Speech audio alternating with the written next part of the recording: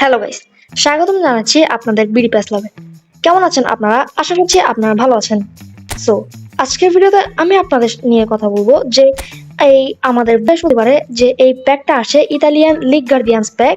এই প্যাক থেকে আপনাদের কাদের নেওয়া ভালো হবে, কোন প্লেয়ারটা ভালো হবে, কোন প্লেয়ারটা কিরকম, কাদের প্লেয়ারটার জন্য যাওয়া উচিত, সবই বলবো আজকের এই ভিডিওতে। সো বুঝতে পারছেন ভিডিওটা ইন্টারেস্টিং হবে। অ্যান্ড এই টাইপের আরো ভিডিও দেখতে চাইলে অবশ্যই সাবস্ক্রাইব করবেন।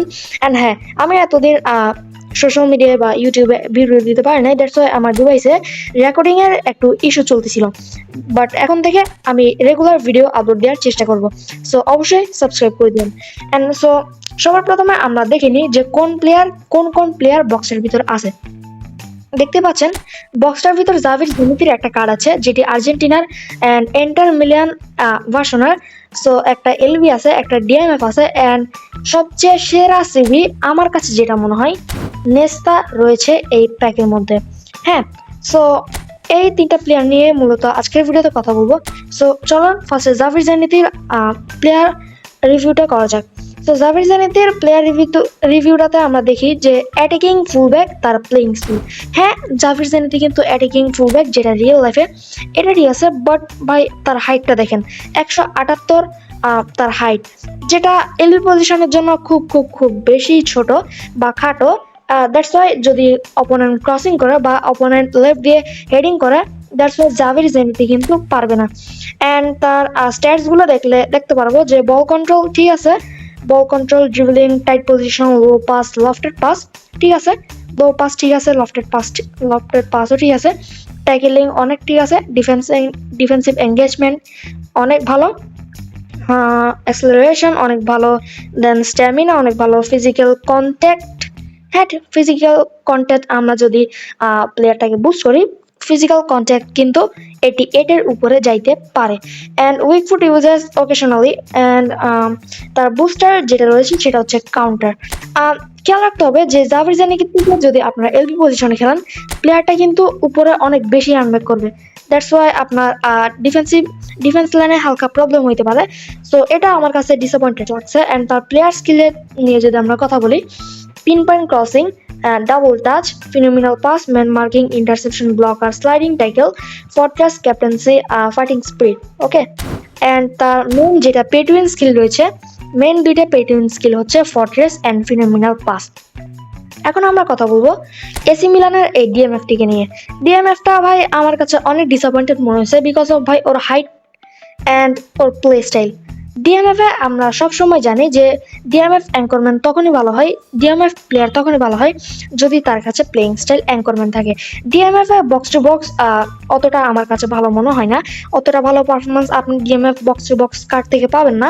অ্যান্ড ওর হাইট একদমই বাজে লাগছে কার্ডটা আমার কাছে। বাট আপনারা স্ট্যাটসগুলো যদি দেখেন, স্ট্যাটসগুলো ঠিক আছে, বাট যেটা বললাম আর কি, ডিএমএফ এর জন্য এই কার্ডটা অতটা ভালো হবে না আই গেস। অ্যান্ড তার বুস্টার হিসেবে রয়েছে রেজিস্টাও বুস্ট ডিএমএফ লাইনের জন্য একদমই বাজে।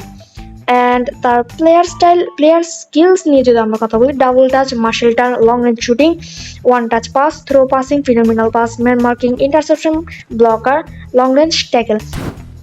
অ্যান্ড তার পেটুইন স্কিল দুইটা হচ্ছে long range tackle and phenomenal pass. And এখন আমরা গোট নেস্তাকে নিয়ে কথা বলতে চলেছি। সো নেস্তার কার্ডটা অনেক ভালো আমার লাগছে, বাট তার হাইট অতটা কম না, 187 সেন্টিমিটার ঠিক আছে, হালকা প্রবলেম হইতে পারে, বাট আপনারা চালাই নিতে পারবেন যদি আপনাদের কাছে ভালো একটা বিল্ড আপ কার্ড থাকে। ওকে, সো এটা কিন্তু ডিস্ট্রয়ার কার্ড, যেটা অনেক অনেক অনেক ভালো। অ্যান্ড তার ওভার রেটিং হচ্ছে 107, আই গেস 107ই হবে, রাইট? হ্যাঁ, এটা 107। অ্যান্ড ডিএমএফটা হলো 105, অ্যান্ড জাভির জেনিতের কার্ডটাও 105। অ্যান্ড এটা প্লেস্টার দ্য ডিস্টার। অ্যান্ড স্ট্যাটসগুলো মারাত্মক, defensive engagement, tackling and defensive awareness, এই তিনটা জিনিস অনেক অনেক অনেক মারাত্মক। অ্যান্ড হ্যাঁ, তার বুস্টার হিসেবে রয়েছে শাটডাউন বুস্টার। বুঝতে পারছেন কি পরিমাণ খাতারনাক হতে যাচ্ছে এটি সিবি পজিশনের জন্য। অ্যান্ড তার প্লেয়ার স্কিলসে দেখতে পাচ্ছি heading, marking, interception, blocker, aerial surprising and sliding tackle, long range tackle, acrobatic clearance, তারপর হচ্ছে anal force and fighting spirit. তো যেটা বললাম আর কি, নেসার কার্ডের জন্য যাইতে পারেন। নেসার কার্ড অনেক একটা ভালো কার্ড হবে সিবি পজিশনের জন্য। অ্যান্ড শুনেন যে যাদের কাছে 8 থেকে 9 হাজার কয়েন আছে অ্যান্ড আপনার ডিফেন্স লাইনে, আপনার গেম প্ল্যানে খেয়াল করবেন যে আপনার ডিফেন্ড করতে, ডিভিশন ম্যাচে ডিফেন্ড করতে যদি আপনার প্রবলেম হয়, তাহলে আপনি এই কার্ডটাকে খেলাইতে পারেন বা এই কার্ডটার জন্য স্পিন করতে পারেন। আর যদি আপনার ডিফেন্স লাইনের প্রবলেম না থাকে, কোনো দরকার নাই ভাই এই প্যাকটার জন্য যাওয়ার, বিকজ অফ ভাই এই এলবি জাভির জেনিতের হাইট কম অ্যান্ড ডিএমএফটা যত কয়েনে পাবেন সে কয়েনই আমার কাছে বৃথা। ওকে, সো এই ছিল প্যাকটার রিভিউ।